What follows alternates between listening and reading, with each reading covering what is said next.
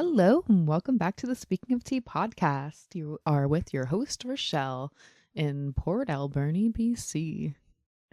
It feels like it's been a little bit of time since I've done a podcast because I uploaded my last one like 11 days ago, which doesn't really seem like a very long time, but in a way for me it has because I started to get really comfortable on the microphone, and that was great. Doing these podcasts is just super flowing, I guess, to just talk about whatever it is. So then um in a moment when I wasn't doing a podcast, I just felt like singing. I had a picture in front of me and I was singing to the person in the picture. I'll get back to that. But and then it was just a very beautiful vocalese song. There's no words, but it was really emotional and I loved it. And then I found myself doing another something like that, but then words came out too. Uh, and then a few more, after like a two or three, I was like, I feel an album coming on. I feel a theme here. So the first one I did, I had called it Lifting the Veil. Because it was beginning the first week in like, yeah, the first week of October had passed, and thinking about October and Halloween or Samhain and how the veil is thin in this month. Well, the veil is the thinnest on Halloween night. And so I felt very connected with spirit, and so I called the song Lifting the Veil because it's feeling like I'm entering in to that side, peeking in and feeling of movement in a way. So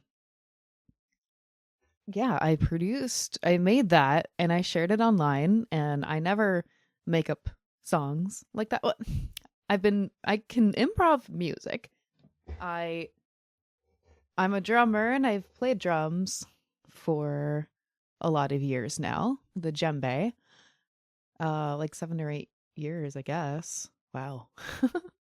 And I started learning that in the bass guitar in the same summer, actually. But I really stuck with the djembe a lot more. And so like I can play and improvise and jam with that. And then I like different sound makers and singing bowls and this and that. But really, I'm a rhythm player. um, but I also love singing. But the singing, it doesn't work the same way in general for my brain. My singing, like I can jam out to like any song I love. I can sing to metal music and all sorts of things. I mean, I love musicals too. That's a great influence for me. But I mean, I'm like an emo kid metalhead. Like that's where my heart's at. That's where I grew up essentially musically. But it's funny when it comes to me like like making up anything of a song, just not become metal at all. Like I just can't. It doesn't work in my system. My internal system cannot create it. It can just mimic. I can sing along to anything I adore, but I can't recreate in my own way. Not in that genre and style. Um so where was I going with that anyway? Um when I started to create some music here, it's very much I don't know. Maybe I will pause every so often and insert a little clip of the tracks that I was making, so then I can show a little bit of what's going on. Anyway, I got really excited about this project, and then I just kind of kept creating and different songs that they're all different, but they all feel like they worked together and sort of told a certain narrative, and um and I loved it. Like yeah, and it's very new for me to create songs in just like a vocal way. What it kind of started off with was more of like a meditative, um on my drum, like a I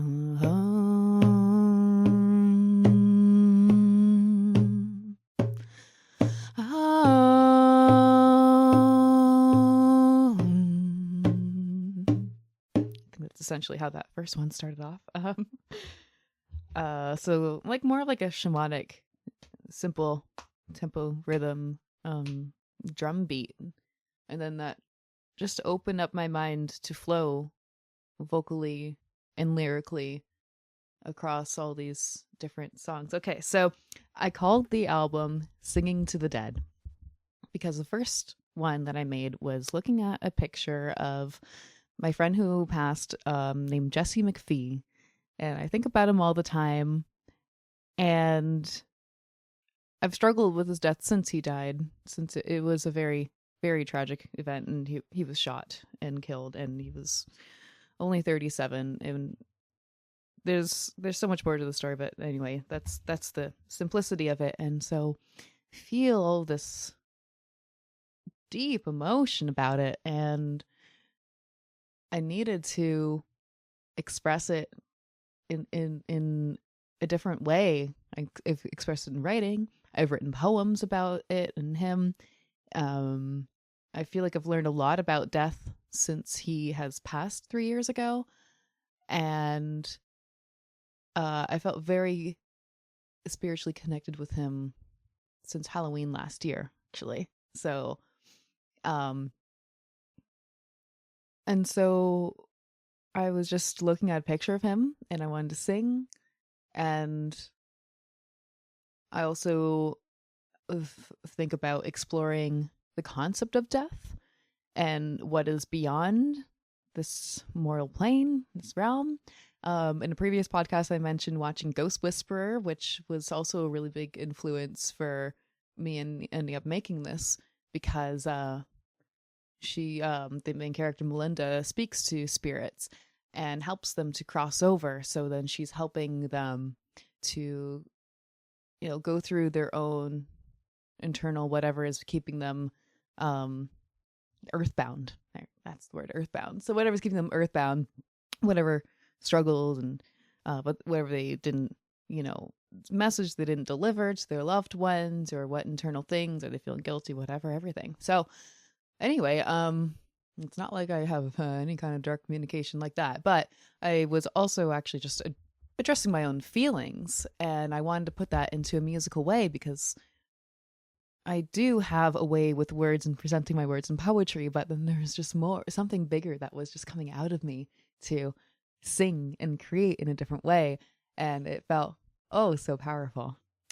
I'm just going to read the track list on this, and then I can kind of go back and like describe what was going on here.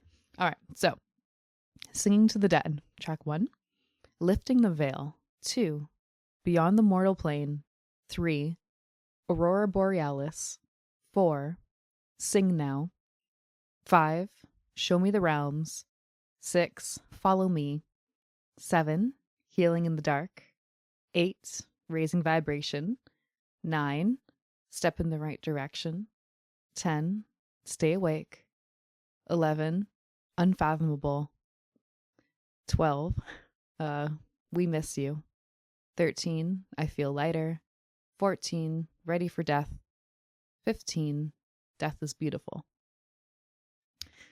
So it was a whole journey so we've got Lifting the Veil, which was just vocal, but it was very emotional and feeling. Beyond the Mortal Plane was to still feel like I'm speaking to Jesse directly. And like, I can feel you here, and I know you're beyond the mortal plane. You are, you've died, right? So simply put. But then there's also me realizing that there's more, because the previous song is Lifting the Veil. So I'm, perhaps I like to imagine peering into the beyond. Number 3 was Aurora Borealis, because, we've had a whole bunch of Aurora Borealis this year. And just across the world. Um, but in the midst of me starting to create this, uh, there was a few nights of strong aurora borealis, and so that would be just like, I don't know, beginning or first third of October. Like it would have been around the 10th or so. So I was just kind of sitting inside a lot and healing my foot still. So I didn't really go out and see any of it, but people were posting a whole bunch of pictures, and it's just amazing. I'd seen it earlier this year, so it's not like I didn't feel like I missed out because I really did see it. Um, and I that one became about how I feel like the whole world is connected to this solar, or not solar, whatever. Well, solar flares. I think it's part of um the whole event, and us being able to see aurora borealis in these lower parts of the continent, because it's supposed to be the northern lights, right? But it's being seen everywhere. So feeling like everybody is connected to this event. Sing Now was, it's like, sing now to protect your peace.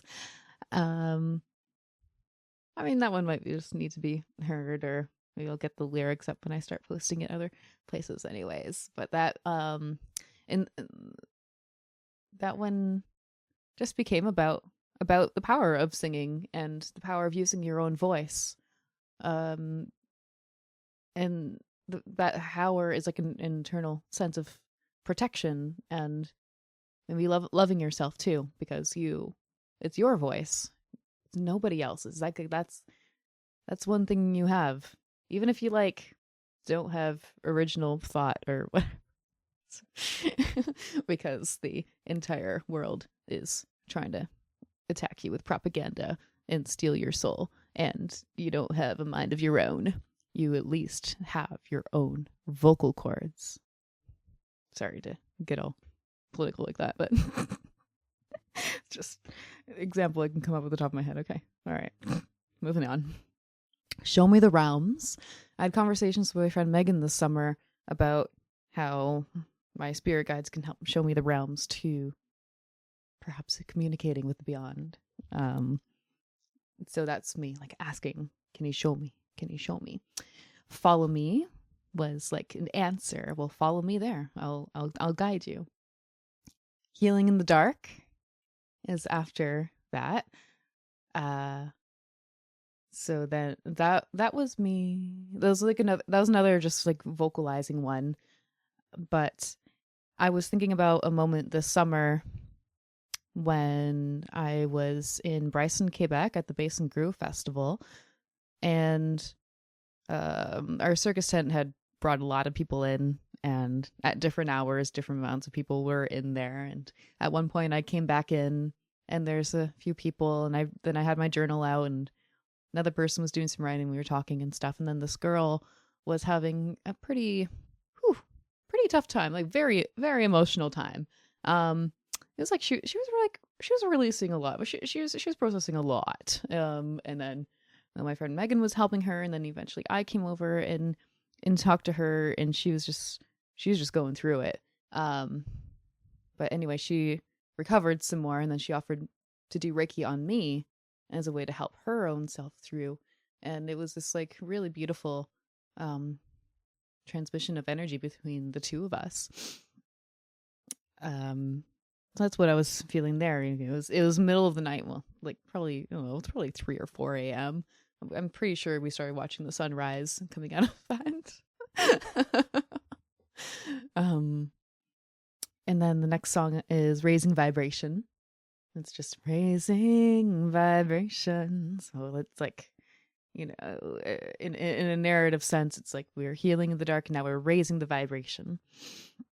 8, step in the right direction. Now that we've done the healing, we've raised vibration, we're starting to move in the correct direction. But it's also a direct reference to my broken foot and grow in the healing process of that now. That happened, happened after that event in the summer, whatever. But anyway, to the relevant now, I step in the right direction. is about healing my foot, and eventually I will be stepping and I feel myself moving in the right direction. And that's also in reference, I mean, just to this project and in the creating of music. It feels like a step in the right direction for myself as an artist, creator, musician. Stay Awake is the next one. And that just kind of felt like a fun one to make, to be honest. It's sort of like this, like, I was like feeling the vibes of it's kind of like an alarm to wake you up.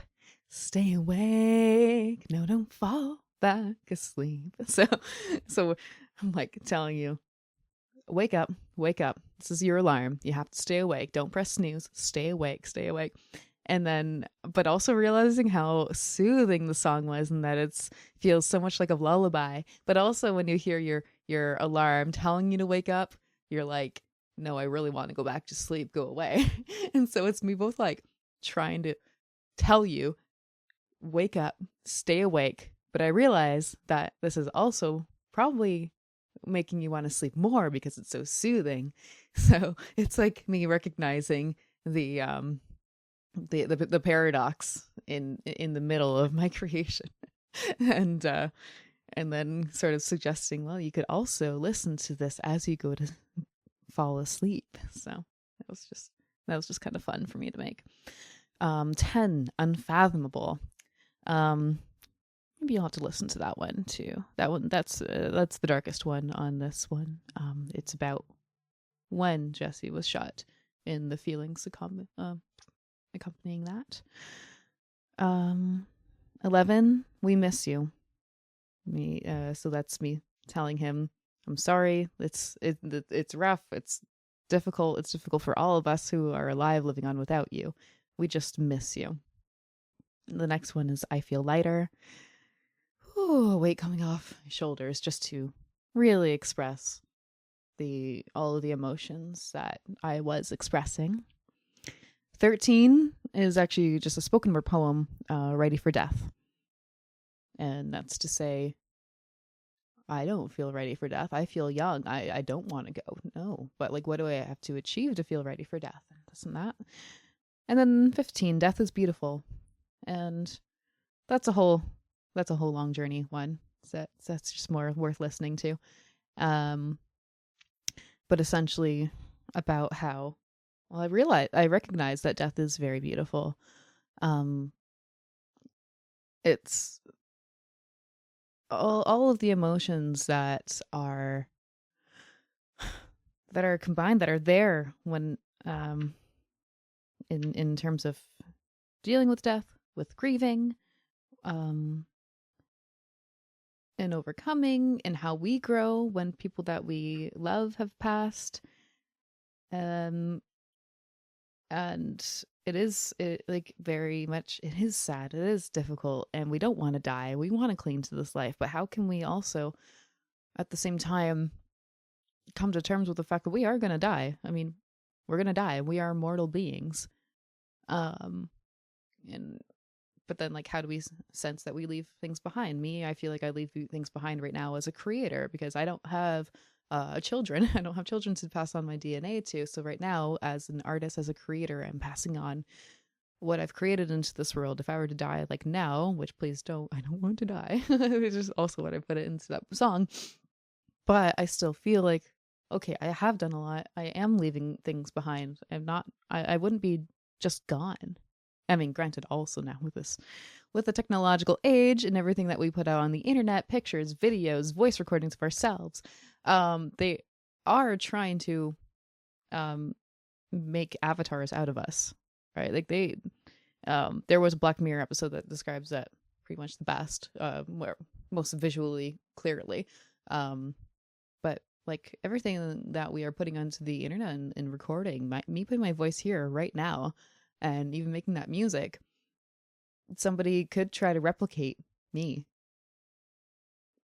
I mean, realistically, any time. I'm sure they're getting close with that technology.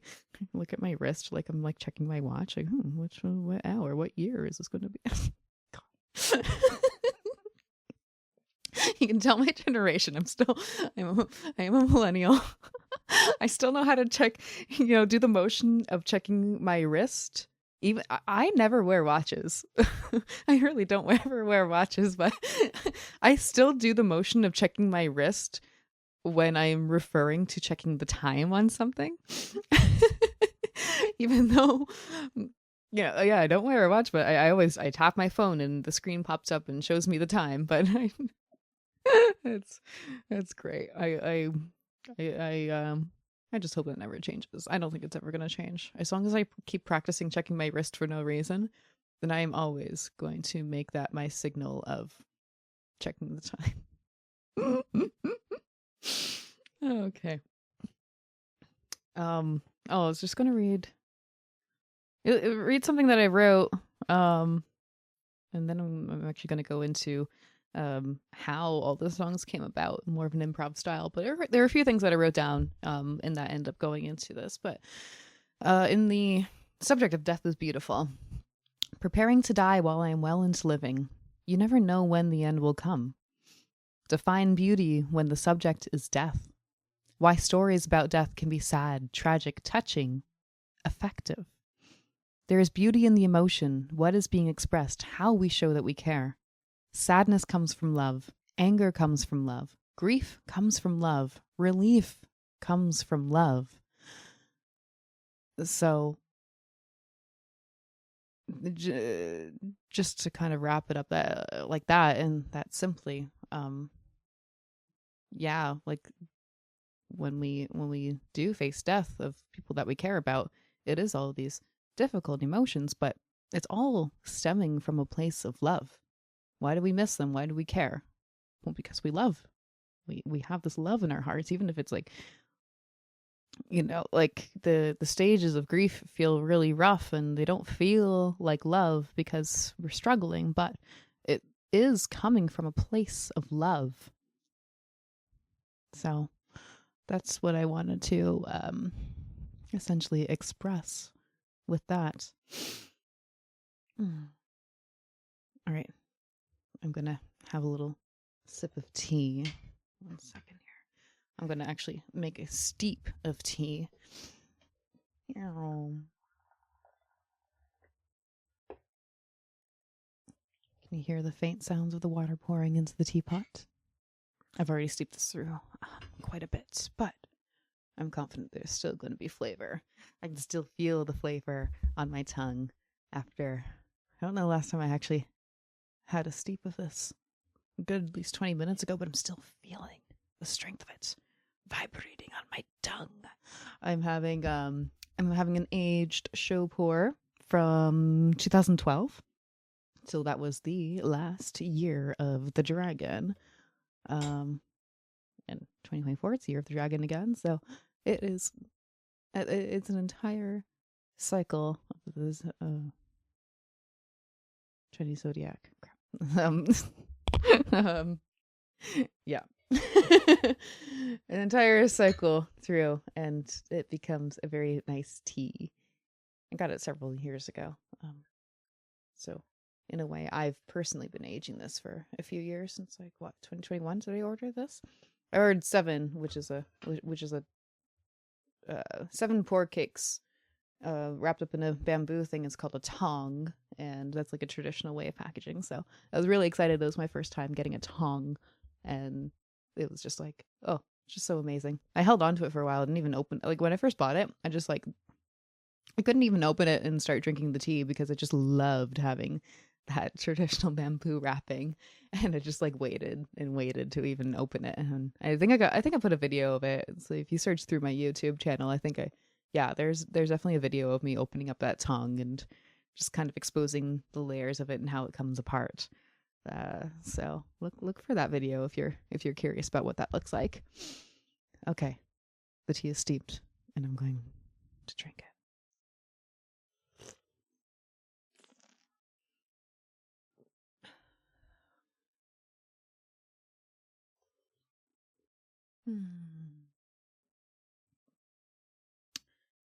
So the journey of this album, it was born out of a lot of tea sessions. I was really just having tea, having the spirit of tea in me when I was creating. So I think the first one was that from the show. Excuse me. I think I was drinking the show pour from that I got from Crimson Lotus Tea. Oh gosh, what's that called again? It is the Game Changer 2014 show pour. I believe that is what I was drinking the day I created the first track. I think. If it wasn't that, it was something else. But most of these really were just created with me drinking tea. And I'm just very proud of that. Not, I mean, proud of it, whatever. I mean, but I don't know, just to know that I was like that creative and in that spirit really helped to guide me in the creation. It kept me focused and grounded and feeling very much in tune. So yeah, all of these just I created this 15-track album in 2.5 weeks. Like I said, I haven't been making music before, not intentionally, not into like produce in any way, and nothing I've made has made me feel confident. Like I've written 3 books of poetry, tons and tons and tons of like hundreds of poems are written. Maybe 100 plus, maybe under 200, I don't know. Anyways, but I've written so many poems and produced them into books, and that's just like one thing. And like going through the whole editing process and then arranging them onto the page and all this. Then it was after that, then I just developed my performance style. And that's just become richer and richer since I've started performing around, I don't know, a good, like a little over a year ago, I'd say. I've like more really started more performing. I don't know. Sorry. Yeah. Anyway. And it's just become stronger and stronger. But that's still always me reading off a page in the comfort of having something on the page that I can rehearse and read. And it comes out beautifully.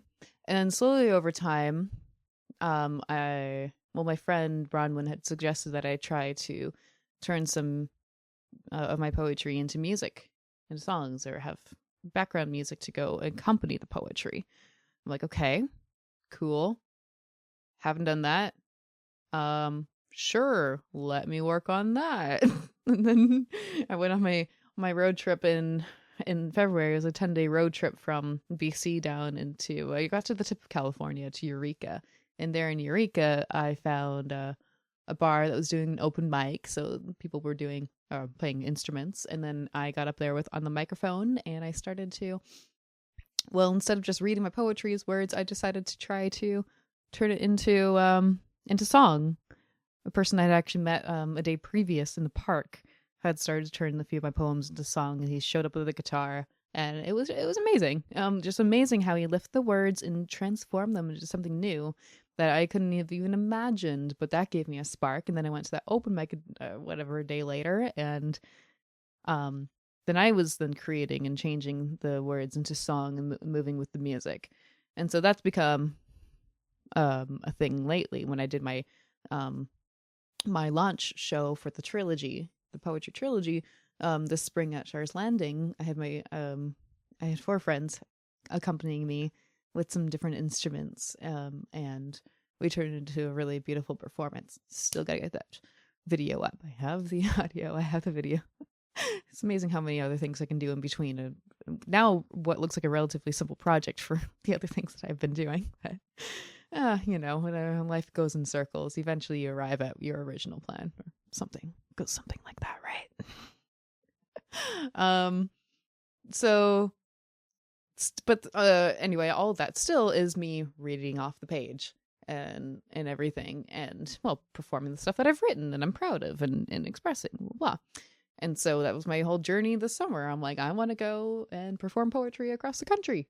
Kind of did that a bit. Anyway, I just went through a lot of growth and experiences and traveling fun and et cetera, et cetera. But there are always elements of music with my poetry and performance and this growth. broke my foot, and that's when I was encouraged then to just use my voice. I've been told I have a great radio voice. And I'm like, I know, I've been hearing this for years. Well, why don't you use it? Oh, because I did a podcast in the past, and well, I think I went through that story, anyways. So then I arriving now at having started doing this Speaking of Tea podcast, I then got really comfortable being up on the microphone and just speaking, like flowing, like what I've been doing now, just telling a story. And so that's been a whole change for me, because if I'm in the past, if I'm recording anything, I'm just reading off a page of something I've already written. I'm a great writer. And so, hey, I mean, okay. One, I improv really well when it comes to everyday life, to conversations with people and whatever, telling jokes, etc., etc. Every time is great. Obviously, I'm a percussion player. I'm a rhythm player. My timing is everything, and I rock at it, I gotta say. Just to stroke my own ego.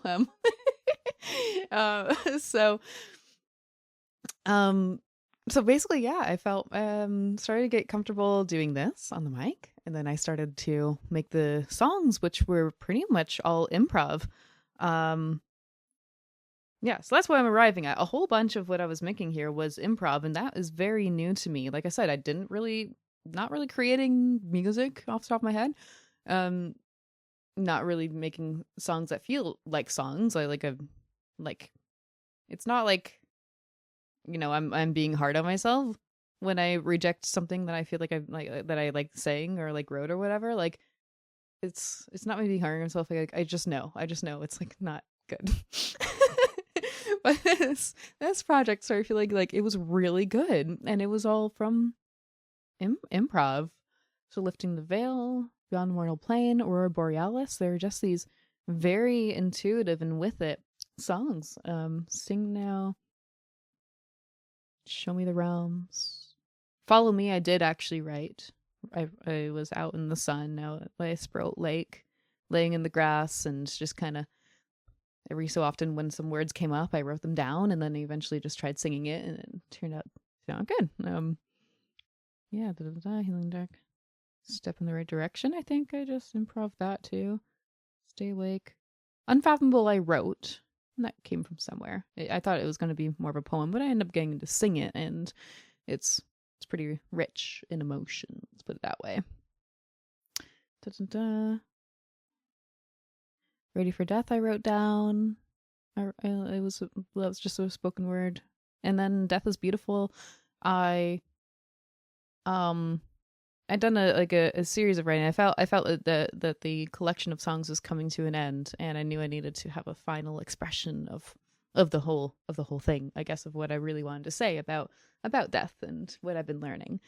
So I was doing a few different pages of journaling or kind of poetry writing and a mixture and stuff, and then I was maybe here I will insert. I did a little recording of me being really excited about finding a Rumi book beside me, just sitting there waiting for me to open it eventually, and it really gave me some guidance. So pause here for insert of that clip.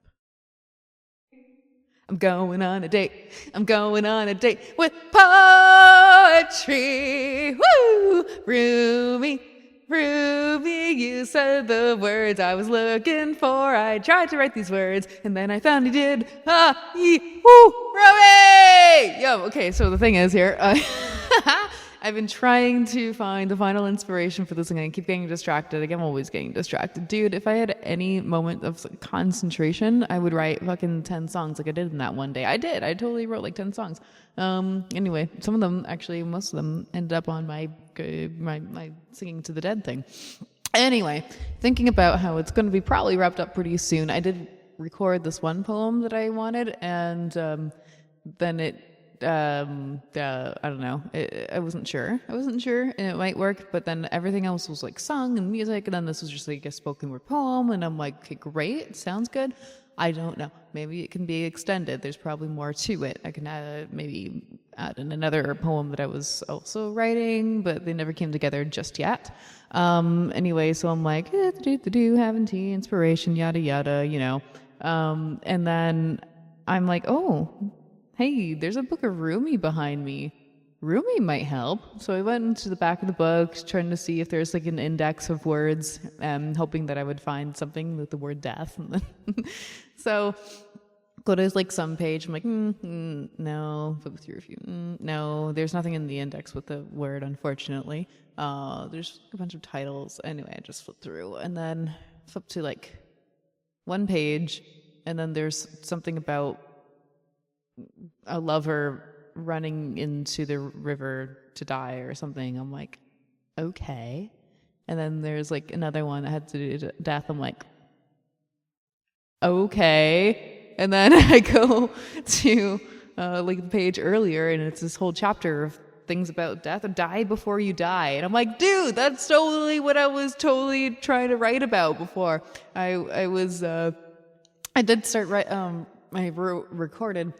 I'm too excited to speak. I did something about how can I make myself ready for death, or preparing myself for death while I am well into living, because you never really know when the end will come. So that was the topic I was already on. And then just my sudden urge to go and ask Rumi for help. And then there's like an entire chapter of inspiration to help me. Because what I'm trying to do now is really wrap up what I've been journeying with this album that I'm making, and to arrive at love is the shortest way to put it. So I understand that death is beautiful and has its beautiful qualities. I'm trying to work it out in myself, because I'm like a pendulum swinging back and forth. How death is sad and tragic and we lose something, but then how it's beautiful because it provokes change. And then those who are grieving are expressing what is actually love in so many different ways.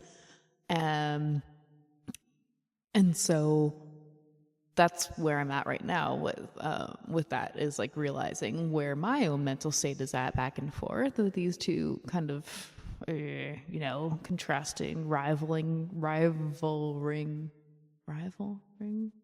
Anyway, yeah, I think so. Emotions. But then how to really, because I've done the pain part in the earlier songs. So I've done the pain part. And so now I need to kind of bring it back up at the end, where it would basically with the lesson learned about death. Where when we're singing to the dead, what do we really want to say to them? They don't want to see us sad and grieving, but it's also beautiful when we do, because we're sharing what's in our hearts.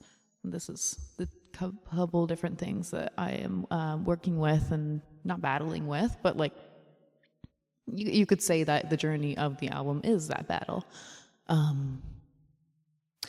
Anyway, so in the end, it's to feel like receiving message from the death place, rather than just singing to them.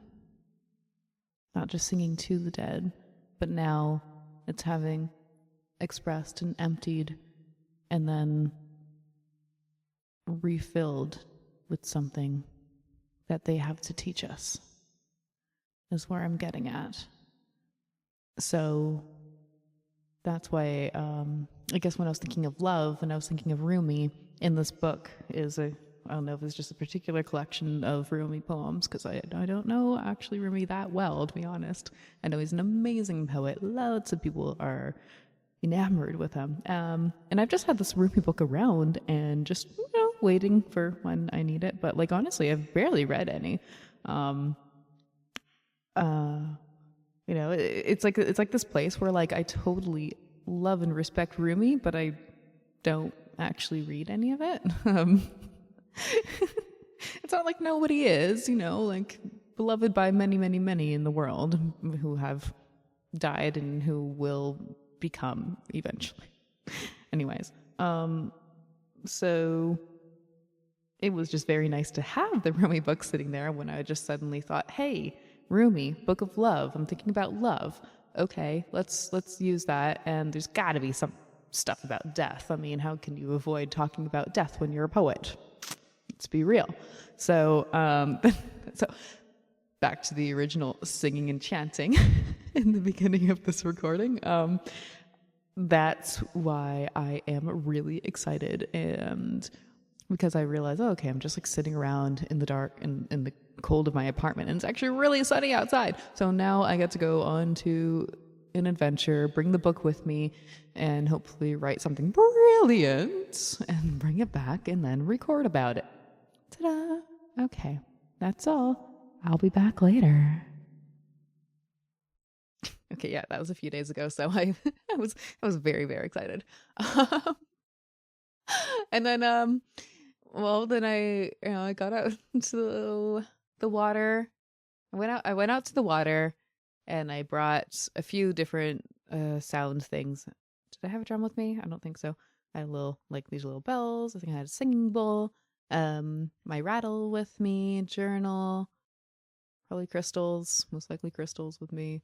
Um, and so then I was like doing writing, just being by the water and and having the water kind of come towards me, etc. It was a very lovely moment. But and then when I did read then I realized there's only like 5 or 6 pages of a few things. But what I did read was helpful. And like, I mean, at first it was just like, when I finished, I'm like, dude, you didn't exactly give me answers. You've actually complicated things a little bit. How can you say this but then I mean this and this love and anyway, so but I was able to work through it, and then just through some journaling, work through my thoughts on it, and then how I connected with it and everything. So basically, when I recorded Death is Beautiful, I was just kind of like pulling from a few different pages, and either things that I remembered and like in top of my head improv, but then also reading off the page a few things,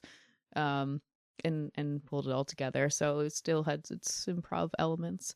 So no, I'm just really happy about how that actually worked out, um, as a whole, as this whole collection. So, um, yeah, I mean, I did this whole thing in like 2.5 weeks.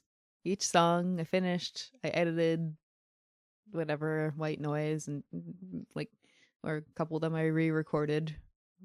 So I wrote down the lyrics, I guess, and then I re-recorded them. But it was just a really, really awesome process, an expression of love, and I'm enjoying it. I feel really good about listening back and enjoying it a few times. So I'm like, okay, you know what? I'm just gonna put them together, and I'm gonna make some cover art, and I'm gonna just toss it up on YouTube. So Friday night, this past Friday night, um, whatever is the date. Okay, so today is the 28th, so we count back a few days. 25th. I'm bad at math. So on the Friday, on the 25th, I just made a video. I threw it up on YouTube, and then like there we go. And yeah, what do I say next about that? I don't know. But I just feel really good about this project, and it's nice for me to listen back to and have a whole bunch of these emotions and thoughts all put together. And also I hope that it helps some people. I think it's a very soothing album, and there's dark elements to it.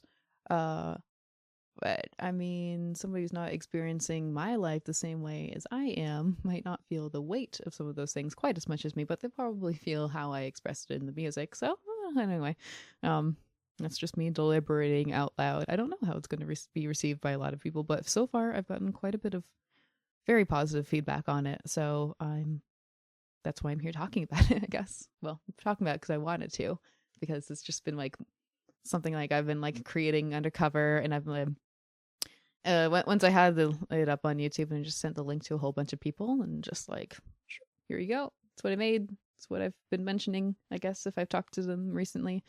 And then yeah. So I know I just decided to go through and figure out someone like publish it online too as well. So I found some company, and then hopefully they're supposed to distribute the tracks to a whole bunch of streaming platforms. So hopefully, yeah, I'll be able to have it on Spotify and Apple Music, I guess, and a whole bunch of other ones that I've never heard of that I don't use, but I guess they'll be there and people use them enough to for the company to want to put it up on those sites. So that's cool. Yeah. Yeah, I don't know. I'm just like really happy I created it and a little stunned at my confidence, I guess. I just have these like wild bouts of confidence and I just do it and I don't look back. And it's out there and it's the first thing album I've created, and I'm really excited about it and like surprised at how quickly it came together. And it's not like it's something I've been living with for very long, because I only just started earlier this month, and then now it's like a whole thing for me. So yeah. So that's pretty awesome. And I guess now just to shift into another, well, I guess relevant topic, I guess. But my like I said, a whole bunch of this creating the podcast and music has been from me having to rest a whole bunch after I broke my foot beginning of August. And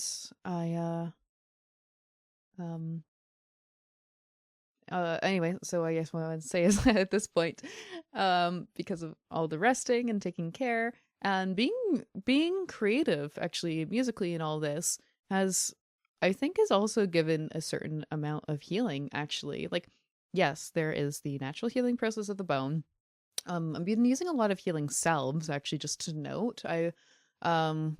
Both for healing the wound, but also like the bone. So I'll go from the beginning there, I guess. When I first broke the foot, ginger oil, it's supposed to help with inflammation. I didn't eat enough anti-inflammatory stuff when I first broke my foot, but it was kind of like a matter of like, hey, is someone available to do shopping? Because I can't go anywhere. And I don't know, it just kind of didn't happen. So anyway, I use the ginger oil to put down the inflammation and stuff. In the first week, actually, and I mean, it was in a lot of pain at first, but then it was, got out to a music festival. Yes, I'm crazy. But I was gonna just like kind of work in the shop for the Soul Circus, so like the shopping tent, and I was like had my little setup in there, just had my foot up, got to make tea and sit by the cash register and make sales, because this is about the most I was useful for. But it's good. It's good that I could give other people relief and for them to be able to do other things, while I'm like, well, my only purpose is to be as available as I can, since everyone else is helping me out with making meals and everything, whatever, right? So somehow it was a really painful drive up. It was really hot in the car. Foot was getting super inflamed, and then it was really frustrating actually just getting into the fest. Like, oh my gosh. Anyway, so then but like within a few hours of sitting up and just chilling, the pain from the foot was like super relieved. And all the pain that I'd experienced in like in that week was just like lifted magically. It's like every time I stood up and I was like and like even on the crutches, my foot was just like throbbing. It's like I have to get to the bathroom. I have to go places sometimes. But then the throbbing, that's what like disappeared. It was amazing. And like reason? I don't know. It was honestly like magic. But I do give credit, I think, to the creative environment and that sense of healing environment, and people taking care, like people being there for me and taking care of me. There's a lot of love. Love, oh my gosh, is so healing. So healing. Like, don't deny the healing powers of love. Like, it's there and it's strong. Anyway, after that, a week later, I had my surgery, and then like it was just like a reset of pain, because they carved me open in 3 spots, put metal plate and screw in there. And then that was a whole other round of, well, a lot of Tylenol then for that first bit. Anti-inflammatories, but then it was just like using like salves. So I had this like a cannabis based oil. It had like I think some lavender, peppermint, several things. Like it was supposed to be for like wounds or insect bites and stuff. So I bought that earlier this summer at a spot in like, was it Nelson or that spot south of Nelson where that random punk show was? You got in some store there, and I'm like, yeah, this will be useful, and it was useful, very useful. And this other thing with me too, and then the ginger oil was helpful, and then my friend Melanie makes this. Well, she made that ginger oil, and then she also makes this can't stop me comfrey salve. And so comfrey is supposed to be really good for both with healing up wounds, but also with healing bones, even through the skin. Maybe if you drink the tea, you just drink it, goes right into your blood system and stuff, and then you're digesting it. But then there's also, I guess it heals bones through the skin. So, hey, I don't know if it works, but I'm going to give it a shot for sure. So using that for like a good straight month and everything. And also doing Reiki on the foot whenever I remember to be honest. I should have been doing it every day and I haven't, but whatever. But in a way, I think that Reiki and the healing energy has come from me being very creative since I got home like mid-September finally. And at first it was like this like tough, like, oh my gosh, I had so much support for like a month and a half and now I'm alone. This is sad. It sucks. And I'm scared, honestly scared. Like I could just slip in my house and no one's in the same house with me. And there's people nearby in like town and stuff, but it was just very, very different from what was around me all summer. So but still resting a whole bunch and having this creative energy where I got to take my mind off of the wound itself, and slowly as the pain lessened and I was able to focus a bit less on that. But then being able to sit still and think and flow and create has been just so healing in its own way. And maybe it's because I've just been distracted in a sense with that. That the healing has just been able to happen more and more. But I mean, every time I stand up, I'm aware that there's, something going on there. That, I have to be careful with every move I make when I'm standing. And be aware, and standing on only one foot, that makes you pretty aware of things because you're on crutches. So, but I don't know,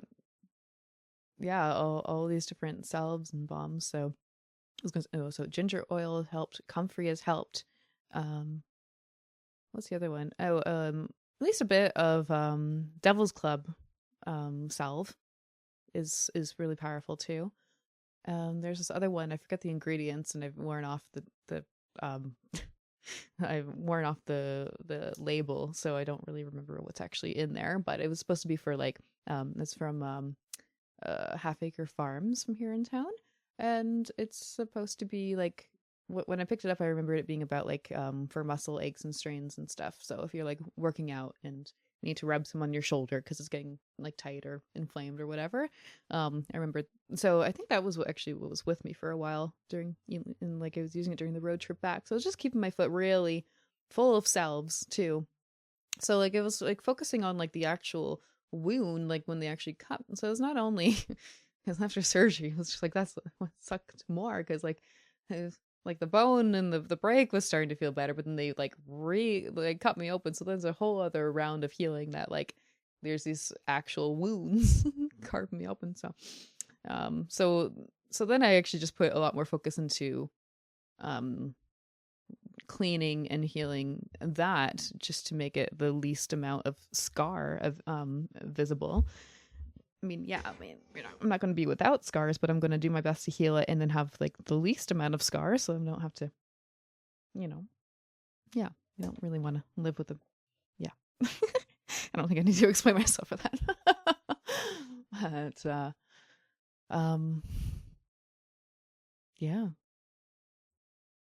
I don't know, the level of self-love and care I've been able to put into this, and, the power of creativity in I think they're going a long way. I was told it was 3 months until I would be able to walk again. And right now, I'm at a stage where I can stand. I can stand up without even support of like pushing down with my arms. I can just use my legs and feet, stand up. That's amazing. When you go a long time without walking, oh my gosh, like it's insane how good it feels to just do that. Like, don't take walking for granted. Take care of yourself. And now I am also practicing actually stepping a little bit. I got like a boot to support my foot, so then that's helped me to, I don't know, I guess give some structure and support to it. And now I'm at a stage where I can in the past week, like starting like very lightly kind of put my foot down, but like feel the actual motion and putting a little bit of weight on it so my muscles can start to rebuild and grow strength again. And like today I'm like I just found myself shuffling across the floor. I mean like very light step, but it's a shuffle, but that's huge. It's really huge. So I'm still a little over a week out, a week and a half out from that 3-month mark. It's not like I'm actually going to be walking, but it's close. And they say it's going to take at least a year, maybe 2 years until it's like fully healed. But hey, the progress feels amazing, and I've already started doing some awesome stuff since it. So, yeah. So, that's the healing journey. So, I guess I think I'm just gonna kind of finish off here. No, you know what? I'm gonna still do an oracle reading. I have this sitting in front of me, and in the spirit of things, I'm going to read a card from the postcard from Spirit deck. Let's see. Shuffling, setting intention for anyone who is bound to hear this. What message is needing to be heard at this time on October 28th? From the date of October 28th. The message that will ripple through time. In 2024, I should mention. If that wasn't going to be obvious. Anyway, all right. We've got a card. Ready? Dearest you. On Earth, humans learn about life by telling stories and creating new ones based on shared experiences. Eventually, after repeating one often enough, it becomes your main story that you use to define yourself in the world. So to get the answers you seek, you must get vulnerable and hear your story when you tell it. Ask, why do you tell it? Is it really true? What else can be true? Can you see the truth that spirit is in all things? Do you see how other stories overlap and intertwine? Spirits love stories, for they are like blueprints for co-creation. So tell the one we know to be true about you. A story of courage, gratitude, and honesty. Tell an empowered story about well-being, wisdom, and grace.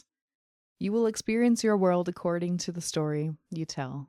You experience your world according to the story you tell about it. So make sure they're stories you're proud of.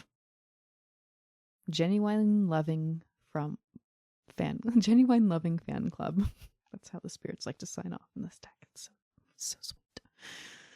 Well, I think the story that I was just telling very much relates to what it was saying there. So hopefully you can say the same, or that gives you a little bit of thought. How are you expressing your own story or stories about something? Is it positive? Is it negative? Is it empowering, or is it hurting you? Is it hurting to tell a story in a certain way? Are things not getting better? And if they aren't getting better, think about how you can retell that story. Not to lie and not to say something dishonestly, but to perhaps if it is something negative, what are you learning from it? Or what do you want to change? What is meant to become from that story? All right, I'm going to leave it there. Have a lovely day.